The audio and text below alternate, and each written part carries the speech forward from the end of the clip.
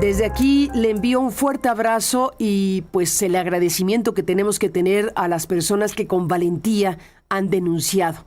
Estamos en contacto con Xóchitl Martín, que es sobreviviente de La Luz del Mundo y una de las voces pues que ha explicado y denunciado con mucha valentía lo que ha sucedido a lo largo de los años en esta iglesia fundada en México. Xóchitl, gracias por esta comunicación. Saludos hasta San Diego, en donde te encuentras. Te aprecio mucho que estés aquí y podamos hablar de esto que hemos leído en la parte fundamental, estas acusaciones de forma directa por parte de la Fiscalía en Nueva York. ¿Qué te dice todo esto, Xóchitl? Bienvenida y gracias por estar aquí.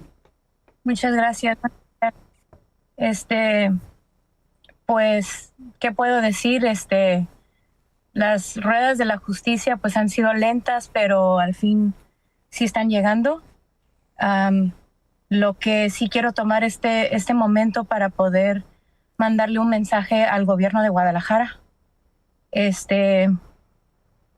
Fue muy doloroso el tener que denunciar todos los actos cometidos a mi persona. Y lo que yo no entiendo es cómo en Estados Unidos se está dando justicia por varios actos que no solo se cometieron aquí, sino que también se cometieron en Guadalajara. Hay víctimas que nunca pudieron ver el día de justicia, personas que se quitaron la vida, personas que les quitaron la vida, personas quienes nunca vieron la justicia, y que estos actos sucedieron en Guadalajara. Quisiera decirle al gobierno de Guadalajara que ojalá y hagan lo correcto. Hay personas que están prófugas y lo más seguro es que se están escondiendo en su ciudad. Que hagan lo correcto y que ayuden a la Fiscalía a encontrar a estas personas, porque son personas peligrosas. Ahí está Silem García, quien dijo, creo que en esta misma plataforma, y él dijo que no existían denuncias. Me llamó mentirosa. Fue público en decir de que yo mentía, que no existían denuncias. Pues ahí está. De esta persona y entre otros, de los mismos que están ya o arrestados o quienes están prófugos, quienes forzaron a sobrevivir a víctimas de Nazón, decir que no es cierto, que no fueron víctimas y que a mí me denunciaron y denunciaron a la fiscal que tenía el caso allá en México. Entonces, a eso se atreven ellos. Entonces, pues tenemos claro que es una institución de crimen organizado, siempre lo hemos dicho, y pues no sé, es el principio, yo creo, de dentro de lo que mucho que está por venir. Es una institución que ha hecho tanto daño por ya casi 100 años, y están involucradas muchísimas más personas. Son familias las que han estado haciendo esto por décadas. Y pues ahorita es el principio, ahorita son pues Silem, y me dirijo directamente a Azalia, quien, ¿tú sabes lo que me hiciste, Azalia? ¿Tú sabes lo que me hiciste junto con él? Todos ustedes. Pero creo que aquí lo importante es que esta persona, Nazón Joaquín, y todos sus organizadores, todas las personas quienes están junto con él, sea que se estén escondiendo o quienes estén públicamente aún así en sus iglesias diciendo que somos mentirosos y que esto todo es un acto por temas de dinero o por casos civiles y por casos políticos, están ellos tratando de cubrir lo que ellos hacen, pero se pueden esconderse lo mucho que lo pueden seguirse tratando de esconder, pero la ley los va a encontrar. Tarde o temprano, la ley los va a encontrar. La ley en este momento de los Estados Unidos. Porque en México tú estás haciendo un llamado al gobierno de Jalisco, al gobierno de Guadalajara, pero el alcance que tiene todo esto, déjame darte un punto de vista, es un alcance de carácter federal, es un tema de grandes proporciones. Estamos hablando de acusaciones que en Estados Unidos están derivando en este momento ya en las acusaciones formales de la Fiscalía de los Estados Unidos para el Distrito Sur de Nueva York. Estas acusaciones formales que están ya, pues incluso publicadas en este comunicado que hemos leído. Y bueno, en mi opinión, yo creo que este es un tema que las autoridades federales y estatales de México tendrían que tomar como una prioridad, como un sentido de urgencia, porque es indignante que en el caso mexicano lo que ha sucedido es lo que tú dices. Cuando se abrió algún tipo de denuncia y de investigación, pues el poder y la influencia dominaron y no llegó a nada, ¿cierto? Sí, correcto. Hemos denunciado tanto con el tema el fraude en elecciones, hemos denunciado en la UIF, hemos denunciado con la Fiscalía General de la República en el área de CEIDO, que ahora es FEMDO. Pero al final de cuentas sabemos cómo funciona el tema de justicia, pero creo que aquí los responsables deben de hacer su justicia es el gobierno de Guadalajara, porque ahí no solamente a mí, pero a muchísimas mujeres, niños, fuimos violentamente abusados en su oficina, en su casa, enfrentito del templo, en el templo ese grande en Provincia, el Blanco, que encuentran ahí mismo, a unos pasos, estaba su oficina, que era como su suite. En ese lugar es donde nos sucedieron tantas cosas, y a otras sobrevivientes en otros lugares. A mí me estuvieron moviendo de casa a casa en diferentes lugares, y todo esto pasó en Guadalajara. Me mueven desde Los Ángeles, me mandan a Ensenada, me forzan a casarme, me tocó un buen esposo, es lo bueno. No a todas les toca la misma suerte cuando las forzan a casarse, pero me tocó un hombre bueno. Pero después de Ensenada, cuando Nazón llega a su apostolado, me manda a vivir a Guadalajara, lejos de mi hija, ¿ok? Eso es lo que él hacía, nos separaba de nuestras familias. Mi niña estaba chiquita, yo tenía, no cumplía ni los 30 años todavía, pero es una persona. Nazón me llevó desde que tenía 16, y a su papá me llevaron mi mamá, mi familia, me comenzaron a grumear desde que tenía 9, comencé a bailarle desde que tenía 12, en ropa, digo interior sí, pero tenían brillos, o sea, bailes inapropiados para su papá de él. Entonces se convierte en algo muy generacional en mi familia, porque fue muy normalizado. Y esto no solamente sucedía en Estados Unidos, lo recalco, esto pasaba en México, esto pasaba en Guadalajara, Jalisco, y mi coraje es que ¿qué más tenemos que hacer? ¿Denunciar en la lucha? Es lo que hacemos siempre, es lo que hemos estado haciendo, no podemos descansar. Queríamos salirnos de allí y vivir la vida que nos robaron, y no podemos ni rehabilitarnos, porque no vemos el día donde hay justicia. Ahorita aquí en Estados Unidos sí, poco a poco, después de tanta lucha, de exponernos, de sacrificio, pero en México, donde sucedió todo, donde inició todo, por sus amarres políticos que tienen, son unos cochinos, son unos mafiosos. Es un cartel, la luz del mundo, eso es lo que es, son una mafia. Y eso es lo que tiene que ver el gobierno de Guadalajara, porque así como fue Nazón, así como fue Samuel, así como fue Aarón o Eusebio, así va a ser Adoraim Joaquín. Y es lo que ellos están haciendo, preparando al hijo de Nazón para que se vuelva a hacer todo lo mismo en esta institución por otros 100 años. Si es que el gobierno de Guadalajara no hace algo. Y es lo que me da tanto coraje, Carmen, que dicen ellos que no es cierto, y se siguen mintiendo. Y mientras que ellos sigan mintiendo, y el gobierno se sigan haciendo los ciegos, entonces ellos se vuelven cómplices. Los gobernadores pasados en Guadalajara que se han sentado con estos apóstoles, con estos señores violadores, con este cartel, que se sientan en sus sillas junto a los líderes de la luz del mundo enfrente del templo en la bienvenida de la Santa Cena. ¿Por qué? Porque ven las masas, ven los números, ven a los miembros como números, como votos. Eso es lo que ellos ven. Y eso es lo que utilizan a los miembros, a los esclavos. Nos utilizaban como cosas, como objetos. A mí me entrenaron desde niña, que yo era una cosa. Y lo que quisiera hacer el apóstol, yo no podía estudiar lo que yo quisiera, yo no podía hacer nada de lo que yo quisiera si no era por permiso de él.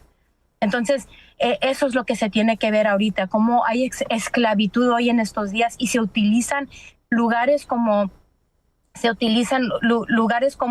iglesias que ellos dicen que la luz del mundo es, y no es una iglesia. La luz del mundo no es una iglesia, es un cartel, eso es lo que es. Entonces, utilizando tu espacio, Carmen, si me permites, este mensaje es para el gobierno de Guadalajara. ¿Cuándo van a hacer justicia?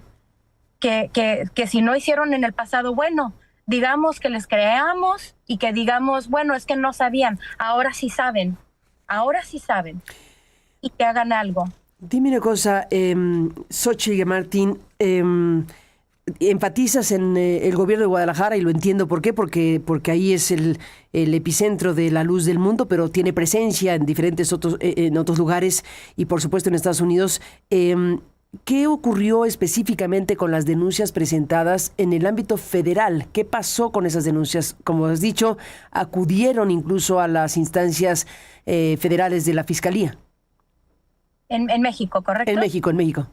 Sí, porque aquí en Estados Unidos, como te digo, sí hemos ido entre agentes y agentes, pero ha sido difícil, sí, pero las sobrevivientes es más fácil que denuncien acá porque no hay tanto miedo como lo hay en México, porque cuando denunciamos en México se abre la carpeta de investigación, hay un equipo, pero después se comenzaron a quitar los recursos al equipo y no solo eso, comenzaron a hostigar a la fiscal que tenía el caso de la luz del mundo.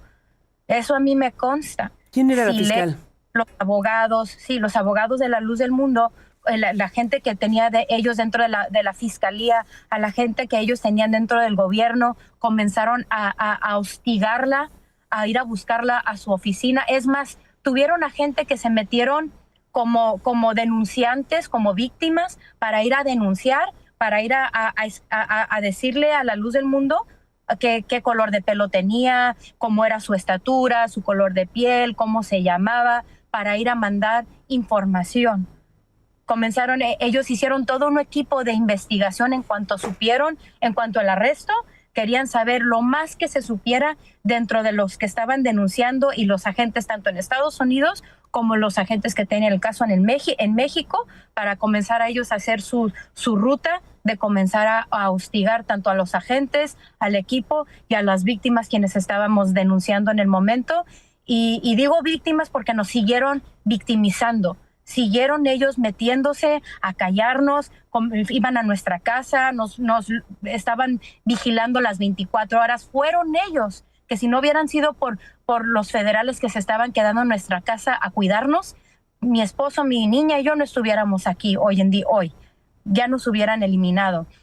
Tenemos testigos que fueron a denunciar en México con pruebas de que la luz del mundo y sus organizaciones de APS, sus organizaciones de Berea, que es su centro de comunicación, cómo se unieron las mismas cabezas de estas organizaciones para comenzar a ver quiénes son los denunciantes, quiénes son las familias de los denunciantes, en qué familias están, quiénes son los ministros ahí, con quienes denunciaron, para comenzar a hacer su red de comenzar a hostigar también en redes sociales, y cualquier persona que hiciera algo público, les mandaban mensajes privados con pistolas, con dinero, diciendo que no sabían con quién se estaban metiendo, que aunque estuvieran en Estados Unidos no estaban seguros, si están en México. O sea, Tenemos amigas que viven en Mexicali, que han sido muy públicas también por sus experiencias de vivir en la luz del mundo. También, o sea, nadie puede hablar nada de nuestras experiencias, y más si estás yendo contra el líder, más si estás hablando de algo que pasaste a manos del líder o la cúpula de la luz del mundo, porque son una mafia. Eso es exactamente lo que son.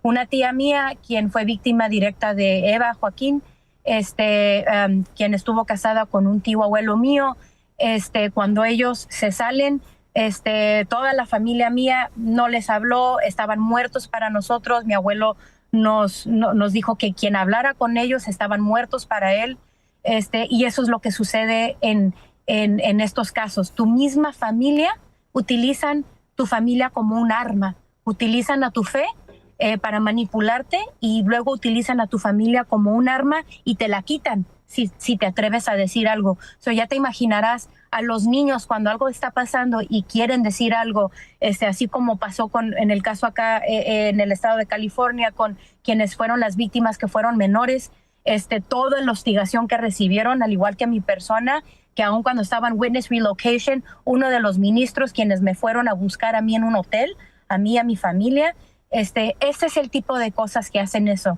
¿Una iglesia hace eso, Carmen? No, una mafia hace eso.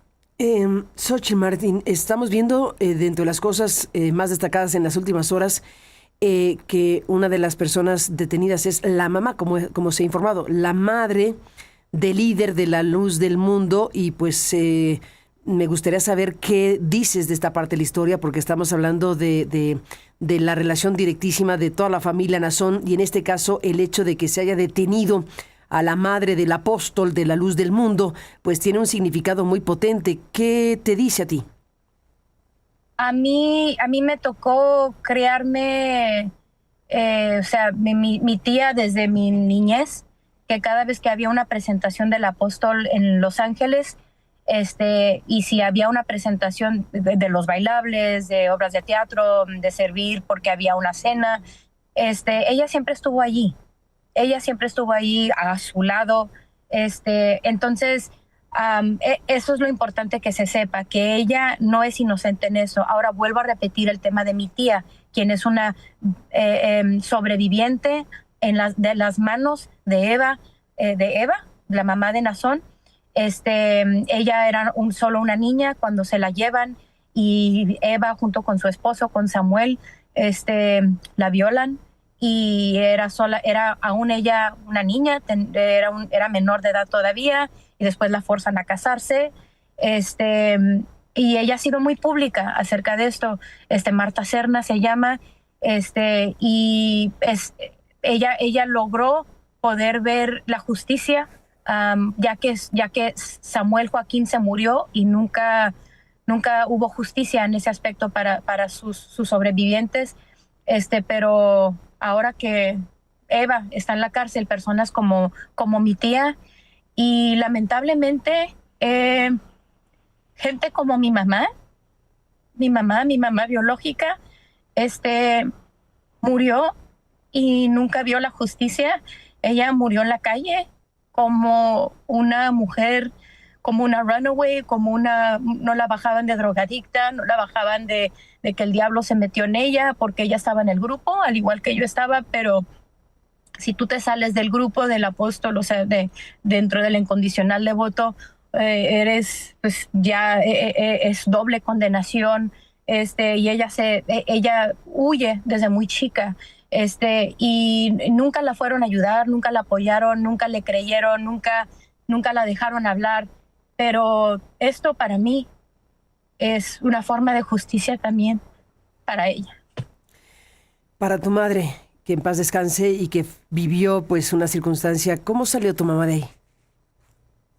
Mi mamá era solo una niña y la llevaron desde muy chica. La llevó mi tía, quien me crió como madre, que también me llevó a mí. Ella huyó y pues lamentablemente sí, en la calle encontró las drogas y el alcohol, y allí falleció muy joven en las drogas. pero, pero yo no la culpo, no la culpo, yo la entiendo, pero nunca pudo ella entender que nunca fue su culpa. No entendió ella nunca que no fue su culpa. Porque desde niños, si él te pide algo, si él te hace algo, si él te quiere ver, si ellos te piden algo, eso no es pecado, eso es una bendición para ti, para tu familia, y estás tú construyendo tu corona en el cielo, y te enseñan, aunque tú desde chico, digamos que tú dices, pero se va a enojar el siervo de Dios si me ve vestida así, porque las hermanas me dijeron que me presentara así. Y si el siervo de Dios tiene una sonrisota y dice, no, pues eso me da alegría verte así, tú estás confirmando entonces, bueno, que esto sí es una bendición. Así mi mamá se fue con esa ideología en su cabeza de que todo lo que ella le había pasado no fue un abuso, sino que fue una bendición, y que ella traicionó al siervo de Dios de haber huido y haberse salido del grupo, haberse salido de su familia. Pero ¿por qué huyó? Una niña de 13 años, de 14 años que huye de su casa, es porque no es porque vive feliz, sino es porque está viviendo dolor. Y era lo que ella estaba viviendo a manos del líder de su iglesia, del pastor de su iglesia. Eso es algo que tenemos que hablar, que esto sucede no solo en la luz del mundo, pasan en muchísimos grupos de delincuencia organizada en donde utilizan a los mismos familiares para llevar a sus hijos, sea a través de fotografías, sea a través de abuso sexual físico, sea a través de cualquier forma, pero en muchos de estos casos utilizan a los familiares para que cometan estos delitos. Y en el caso de la luz del mundo ha pasado esto por décadas. Y mi familia, yo soy testigo y soy pues sobreviviente de esto. Sin duda, sobreviviente y una mujer valiente, una mujer que agradecemos hayas decidido hablar y hayas decidido denunciar, porque el resto de la sociedad que no hayamos tenido una relación directa con la luz del mundo, eso no significa que no estemos entendiendo la importancia, la gravedad, todo lo que viene involucrado y que ha explicado con mucha amplitud ya la Fiscalía de los Estados Unidos en Nueva York, que es una explicación muy puntual. Son decenas de hojas las que están soportando estas acusaciones. Vendrá el proceso correspondiente, vendrá la defensa de las personas acusadas, pero por lo pronto ya hay detenidos y hay prófugos directamente, y estos detenidos y prófugos pues son las personas que han sido la cúpula de la iglesia, la luz del mundo. ¿Qué significa el hecho de verlos en la cárcel para efectos de un universo de personas muy grande? Xochitl, estamos hablando de que la luz del mundo pues ha convocado a lo largo de 100 años a miles de personas, un número indeterminado, pero hoy, 2025, hay una cantidad importante de personas que pertenecen a esta llamada Correcto. iglesia. ¿Qué le dices a esas personas y qué datos tienes sobre el número de personas que hoy por hoy siguen creyendo en Hassan, siguen creyendo que es mentira todo y que pues siguen sus vidas en una circunstancia como la que describes? Lo que más me da coraje es que ni siquiera les dan ellos el permiso. Les meten muchísimo miedo de que vean las noticias, les meten muchísimo miedo, los coercionan y extorsionan de que se van a ir al infierno y que algo muy grave les podría pasar a ellos, a sus familias, y que ellos no se hacen responsables de cómo Dios los castigue si ellos se meten a informarse sobre estos temas y se meten a canales y noticieros como, digamos, esta plataforma en donde se está hablando de tanta información.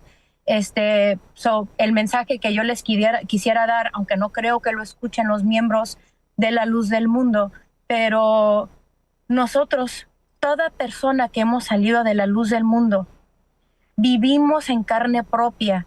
No somos nosotros ajenos a la fe de ellos. Así nos crearon iguales, nos educaron igual. Y nosotros, ¿qué teníamos que ganar en lo absoluto de hablar de esto y perder a familia, perder nuestra comunidad, nuestra sociedad, nuestros trabajos, nuestras casas, nuestra seguridad. Todo, todo lo perdimos. ¿Por qué? ¿Por una mentira? No. Así que todo lo que nosotros hemos dicho lo vamos a comprobar que es cierto. Dijiste algo, bueno, has dicho cosas muy fuertes, pero usaste una expresión cuando hablaste de las denuncias en México que no han prosperado. Usaste la expresión amarres políticos. ¿Qué es lo que sabes de la Iglesia a la Luz del Mundo y los amarres políticos en México? Lo que yo sé es lo que ha vivido mi familia por medio de mi esposo, que fue un actor político para Nazón, y cómo utilizaba, por ejemplo, yo, que a mí me llevó, y utilizaba a mi esposo dentro de la política como representante del PAN, y lo mantenía súper ocupado, moviéndose en temas. Le prometió una presidencia, le prometieron un diputado cuando... ¿Perdón? Te escuchamos, te escuchamos. Cuando mi esposo ve los mensajes y él se comienza a dar cuenta de todo, y él comienza a ir con el ministro, comienza a decir qué está pasando, llega Rogelio Zamora, quien es el tío de Israel, el padre de Israel Zamora, el director de los políticos de la Luz del Mundo, director de APEM. Le dice a mi esposo, pues ya tenemos tu diputación. Eso era una manera de quererle comprar su silencio, eso es lo que hacen, esa pequeña como sectita dentro de la secta La Luz del Mundo, como cúpula política, y cada de estas personas quienes son políticos, como por ejemplo Israel Zamora, quien fue senador, su esposa, Sabdi Coronado, ella fue víctima y victimaria de mujeres aquí en Estados Unidos y también en México. Hay una sobreviviente con quien me senté con ella, no puedo decir su nombre porque no tengo su permiso, pero que me dijo que Sabdi la drogó y la violó junto con Samuel. Entonces, Sabdi también estuvo en mi grupo. En un grupo entramos juntas, pero luego nos dividieron por edades. Ella estuvo en un grupo de jovencitas un poquito más grandes que mi grupo, pero ella junto con Alondra, quien fue una de las coacusadas, quien también ha estado cooperando con las autoridades y quien ya fue sobreviviente de Samuel, y también de la red de Nazón, pero fueron compañeras, y Sabdi sigue negando.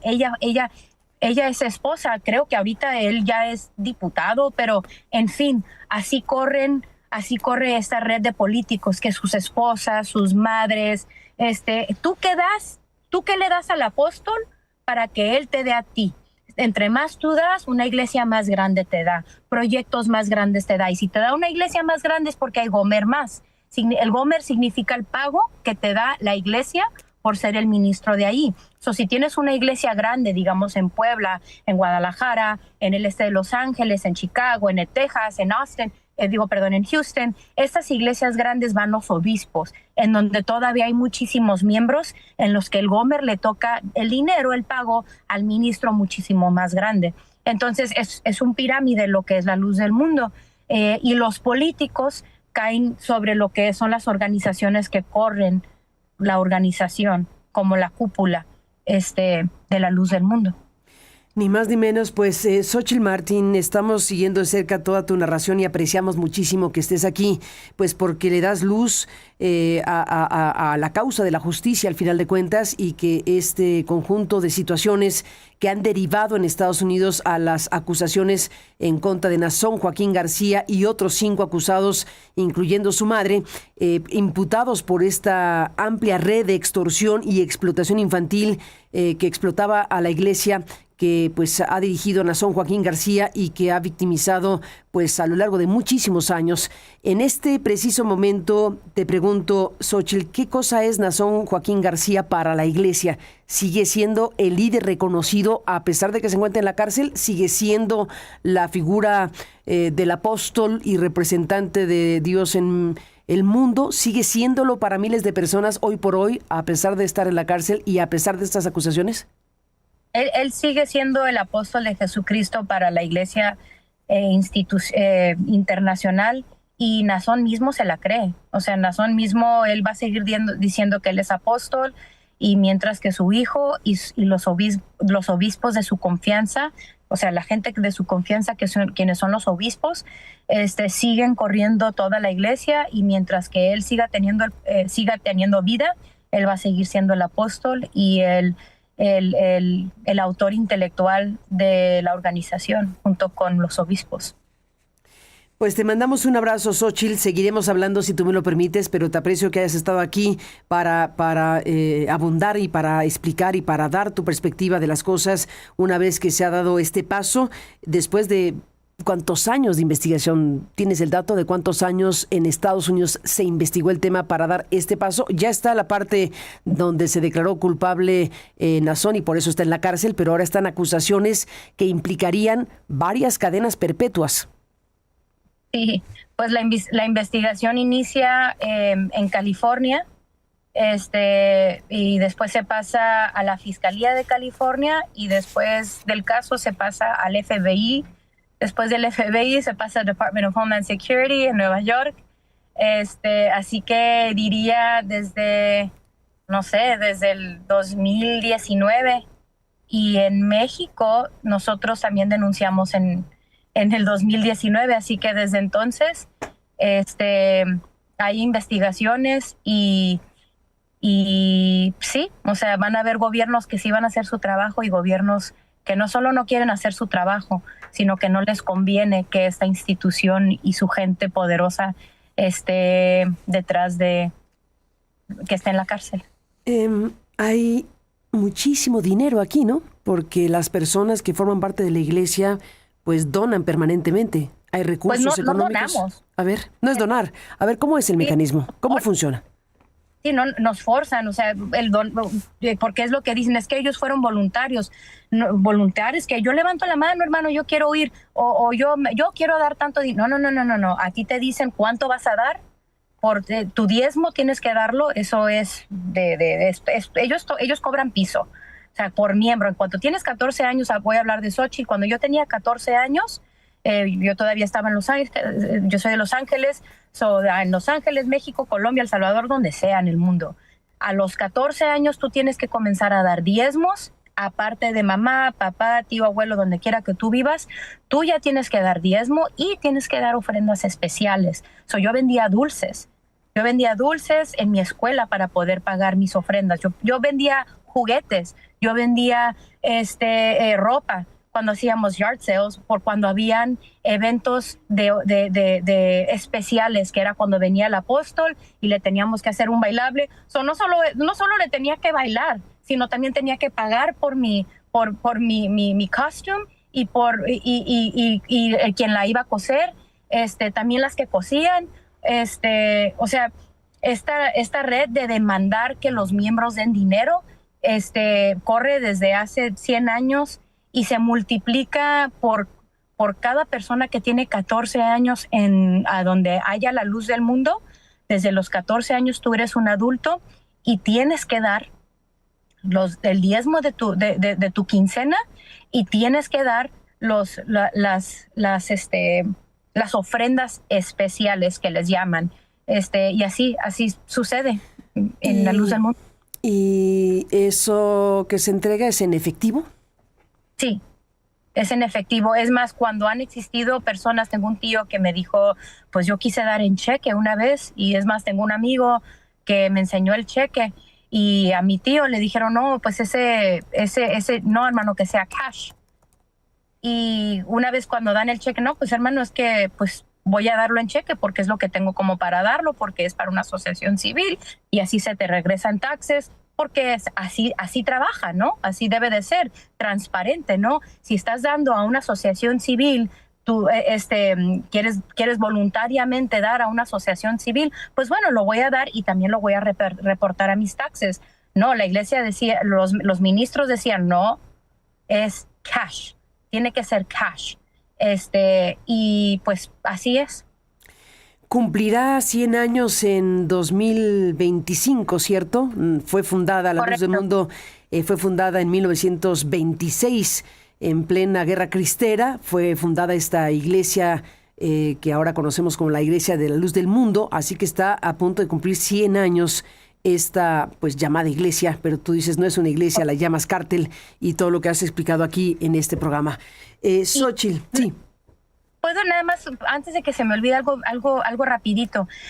Las ofrendas también se piden durante las Santas Cenas, que es muy importante. No se piden, se demanda que se den. Entonces, cuando hacen Santas Cenas, este tipo de eventos que ellos hacen, a cada persona que va, también se les demanda que den ofrendas según para los gastos de la Santa Cena, pero no es así, es para los ministros.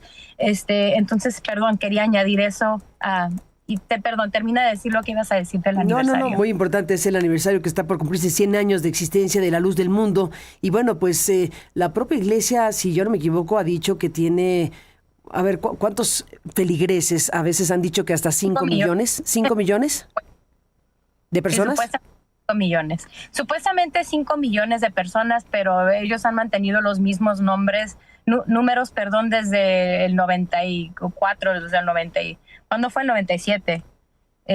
Siguen diciendo los mismos números, pero no es cierto. Han bajado los números desde el arresto de Nazón. Es más, nos hemos dado cuenta de personas quienes se salieron desde el 97 con las primeras acusaciones, pero muchísimas más personas se han estado saliendo durante los años recientes, pero dentro de los que todavía tienen ahí en provincia, en México, en El Salvador, Honduras, tienen muchísimo poder en El Salvador, Puebla, sí, en diferentes partes en Europa, Australia, Canadá, Alemania, pero en fin, en todo Estados Unidos, en cada estado por lo menos tienen 3 iglesias, 4 iglesias. Así que sí tienen números todavía, no tan grandes como antes, pero sí todavía tienen números. Xóchitl Martín, te aprecio muchísimo que estés aquí. Seguiremos hablando si tú me lo permites y te mandamos un fuerte abrazo. Gracias por todo lo que haces. Muchas gracias. Buen día. Bye bye. Buen día, gracias a Xóchitl. Y bueno, pues esta es la historia y este es el momento que se está viviendo con motivo del anuncio ayer por parte de la Fiscalía de los Estados Unidos para el Distrito Sur de Nueva York, que ha dado a conocer estas imputaciones directísimas, estas imputaciones que han derivado ya en detenciones, incluyendo a la madre de Nazón, y esta amplia red de extorsión, así le llama la Fiscalía de Estados Unidos, una amplia red de extorsión y explotación infantil que explotaba o ha explotado a la iglesia que dirige Nazón y que pues ha victimizado a los feligreses, dice la acusación, dice la explicación que está dando la Fiscalía estadounidense en los Estados Unidos. Es una historia, pues sí, centenaria. Y aquí lo que vemos es la acción de la justicia en Estados Unidos con la colaboración de víctimas a quienes se les ha reconocido desde Estados Unidos, la Fiscalía, los agentes, los que forman parte de la investigación, su valentía en sostener sus declaraciones, en sostener lo que han aportado. Y bueno, sí, estamos hablando también de una situación que involucra cantidades bastante importantes de dinero, como se puede apreciar en lo que nos ha narrado Xóchitl Martín en esta conversación para usted.